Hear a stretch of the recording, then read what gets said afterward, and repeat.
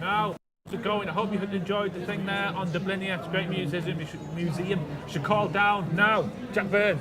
Yes, how's sir. it going? How are you doing? Welcome. Are you all right? How are you getting on? Are you all right? Hey, how are you? Hi, Jack. How are you? We're the homie books again. So you've got a couple of books with you. I just happen to have a couple of books here. So you want to talk about? Well, the story of the books, the genesis of it is that Near FM set up a Near Drama company. Okay. And when we set up the Near Drama company, we had about 30 actors, all local actors, amateurs, and we were discussing radio drama and what about copyright and all this. So I said, look, I'll write some radio drama for you. So this is where it started. It was a historical drama starting in 1720 in Dublin, in this very area here of Dublin, old Dublin, the original medieval Dublin. Okay. So the story came up, each episode I wrote was another generation. So we came up to about 1840 with the drama on Near FM radio. And the actors liked it, and the listeners liked it, and the actors are still asking me to write the rest, bring it up to date. So I thought, rather than doing more radio drama, I would turn it into a novel. But as you can see, when the printer saw the amount of, because I couldn't stop, the problem, the characters wouldn't stop writing, talking. Every time my head was voices, that sounds ominous, doesn't it? My head was good.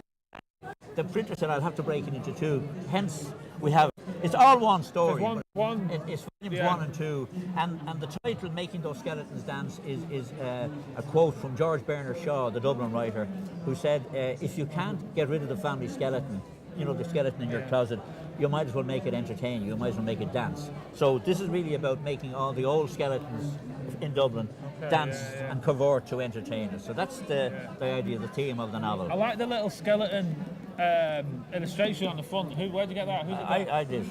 So, Did you draw that? Yeah. Did you? Yeah. Jack. Yeah. Can we see these books on air? Can we get in? Can we see these illustrations there? Very cool. Could you tell us a little bit? Very cool. So you're an artist, an author. There's no end to me, Thomas. A Near FM founder. There's no end to it. And there are quite a few illustrations inside of old Dublin buildings that have disappeared. So I thought if readers were reading about the Foundling Hospital where babies were thrown in to die uncared for, they should see the building, because the building is gone. So I found an old photograph and I have a sketch of the building so people will know what that Foundlings Hospital looked like a couple of centuries ago. Nice. So I think the story gives people a sense of Dublin up through the ages, the building of old hospitals, the asylums where people were thrown into, the politics.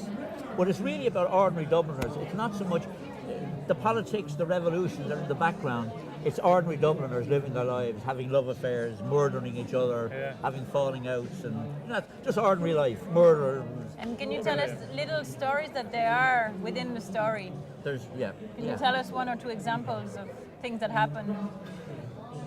Well, there's a very nice one, in fact, that I came across in my research, that Robert Emmet, the famous Irish revolutionary who was hung, drawn and quartered quite close to here by the English, he invented a folding pike, okay?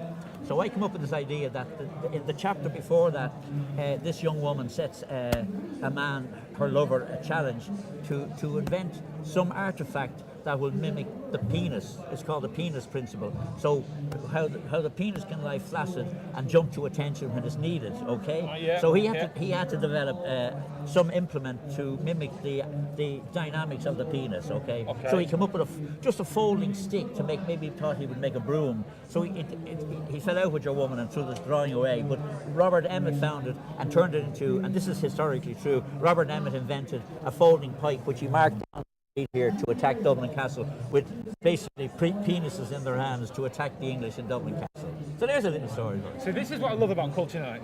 I didn't know that I'd be learning that little piece of information there. And some of that is true, but some of it is confabulated. You understand? So the book is full of little stories like that. That's great. Or little bits of history that I twist and turn into something else. And are these not the Mayo colours for Sunday? Can you see that? This is the Mayo colours for Sunday. This is. That's the end of those. That's what that is. That's what's making me think of. Oh God! I had to bring that up. Had to bring that up. Okay. I'm not talking to him. I'll talk to you from now on. Okay. Ruined it. Tell me about when you're launching the books. We're launching it on Monday week on the 30th of September in the Palace Bar in Fleet Street, because there's a whole section. There's a whole section in the last chapter which is set in the Palace Bar. It's Flann O'Brien and another fellow drinking, and Flann O'Brien had this idea about molecules, atomic molecules that capture we talking now. the reason you can hear me is because I'm impregnating atoms in the air that travel to your ear. And the theory is that they don't disappear. Atoms are eternal. So the voices of all the dead Dubliners are still here all around us if we had a way to capture them. So there's all that sort of stuff, you know. It gives you a link with the past, you know. Yeah. So I had great fun writing it, you know. Yeah. And there's loads of stuff in it, you know. So tell us again, when is the launch? On the 30th of September at 4 o'clock in the Palace Bar in Fleet Street.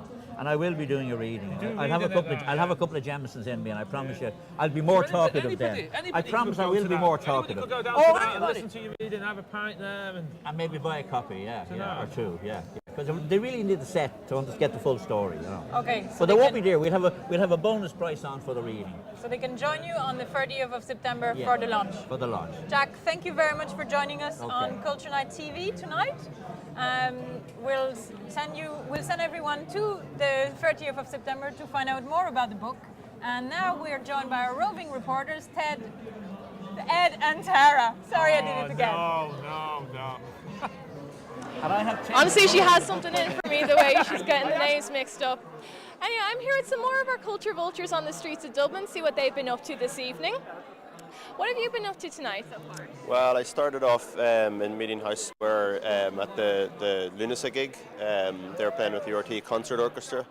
They were only on for 20 minutes, unfortunately. 3 Nulas were on after that, so that kind of forced me to scarper. We went up to Christchurch then. There was another trad band playing there, stalls for food, and that's about it. At this stage, we were just sort of walking around seeing what we find. Up to yourself this evening? Well, we saw some lovely choirs down beside City Hall, and we went to Christchurch as well. And there was a man improvising on the organ to a Man Ray film from 1926. That was kind of interesting. And we went down to the crypts and ended up outside accidentally. So then we came down this way. So it's great. We're hoping that there's going to be a projection onto the back of Smack Alley Theatre here. That's really what we're hanging out to see. That sounds really exciting. And tell me, what's been your favourite thing so far? I think maybe Christchurch. Why is that? Because I like the walls and the pictures on it. Oh, so was it really pretty? Yeah. Oh, that sounds really cool. And did you hear that there's a suite? There's like a sculpture made out of sweets as well somewhere else. You have to get yourself over there. What do you think? Okay. Great stuff. Okay. Well, there you go. Everybody's enjoying the night tonight. So we'll go to a video now from the Goleen Singers at the Teachers Club.